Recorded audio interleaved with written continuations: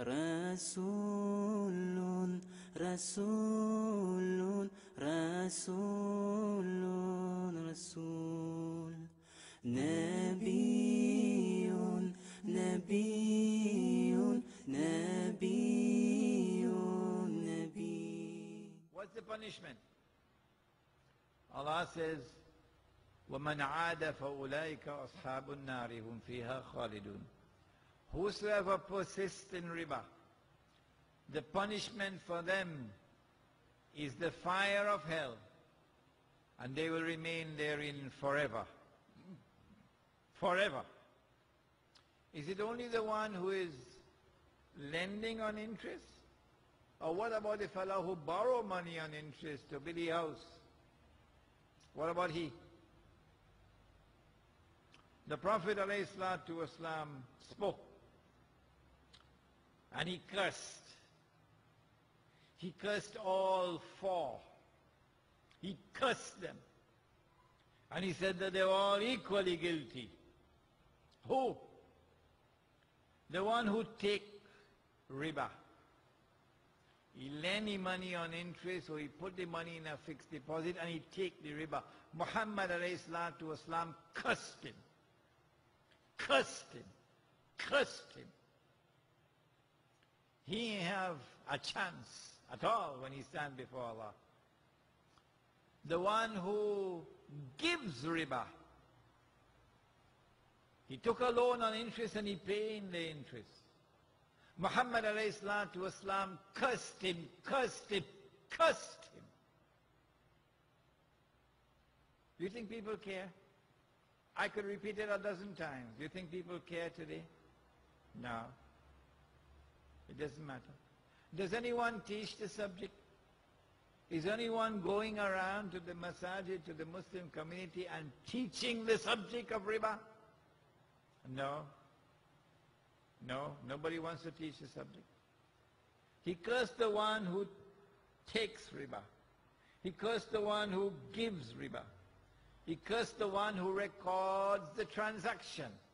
And he cursed the two witnesses. And he said they're all equally guilty.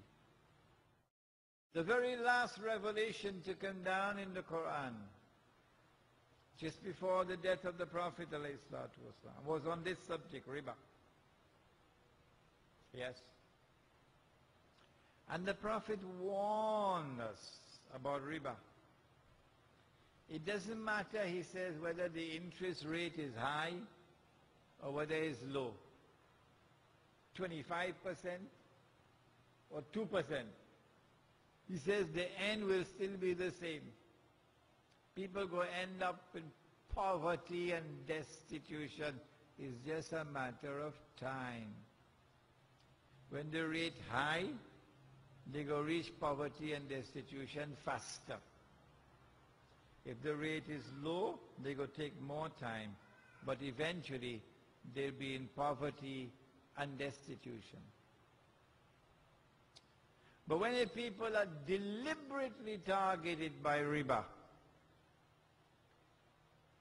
then what you're looking at is slavery. Have we reached that stage today?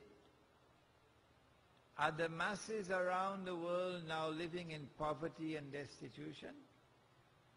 We may not be able to see it that good in Trinidad, you know. Because in Trinidad, if you're earning $3,000 and less a month, you're under the poverty line. $3,000 a month? Eh? Man, it have people in the world today ain't getting even $30 a month. Huh? Salamatullah. MashaAllah. Welcome, Sheikh Ali Mustafa. If you go to Bangladesh, if you go to Indonesia, if you go to Egypt, you will see poverty. If you go to Africa, you will see poverty that you've never seen in this country.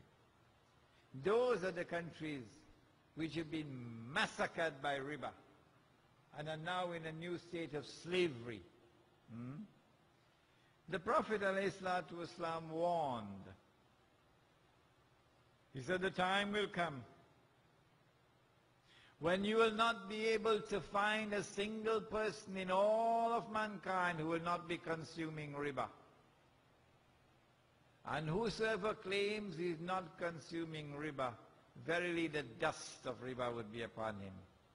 Verily the vapor of riba would reach him.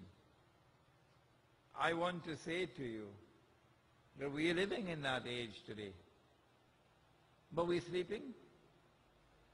Nobody is losing any sleep over the subject of riba. And when you attempt to teach the subject of riba, people vex with you. Yes? People living comfortably, going to sleep comfortably, singing qasida day and night.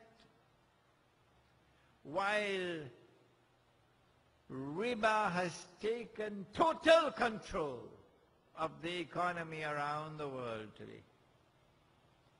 Now we can see what is the state of a people who say, we are following the Quran and Sunnah, when in fact they have abandoned both the Quran and the Sunnah, and they're not even aware of it. Riba is not only borrowing and lending on interest. Riba is also any transaction through which you rip off people.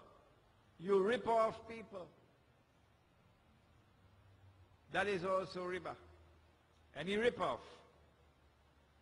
Well, the biggest rip-off of all, since our father Adam alayhi salam set foot on earth, the biggest rip-off of all is a rip-off called money. Yes. But who bothers about the subject? Who teaches the subject? Nobody. Nobody cares about it. You have Darul Ulooms all over the world. You have Muftis all over the world. Nobody cares about it. Nobody teaches the subject.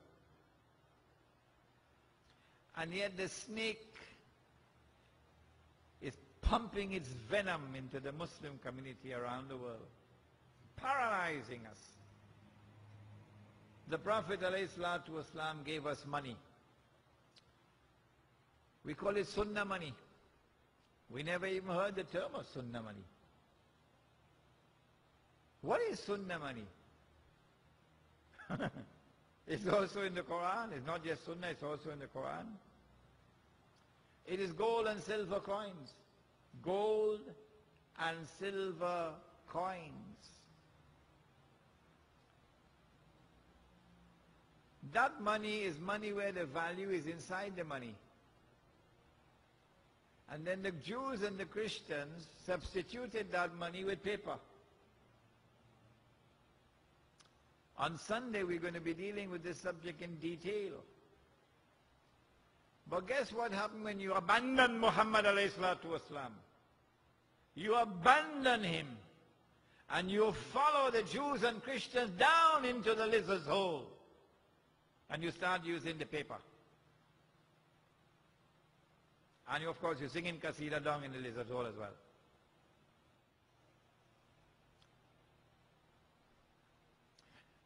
When you work for a whole month and you get your salary with a gold coin, and that money could buy a camel, and you carry your money home, you give it to your wife, she put it away. 5 years, 10 years, 15 years, 20 years later, you take it out. Demand and supply remaining constant, you could still buy the camel. Yeah. Because the value of the money is in the money, intrinsic. But guess what happens when you abandon Muhammad alayhi salatu wasalam? You abandon Muhammad alayhi salatu wasalam and you're using the paper money. You get your salary. Instead of giving you a gold coin, they give you paper now. It could buy a camel, eh? So you carry the money home, you give it to your dulahin. Then she put it away. 5 years later, you take it out. Can't buy a camel anymore, could only buy a donkey now. You're laughing? It's not a laughing matter. No? You lose the whole month of your sweat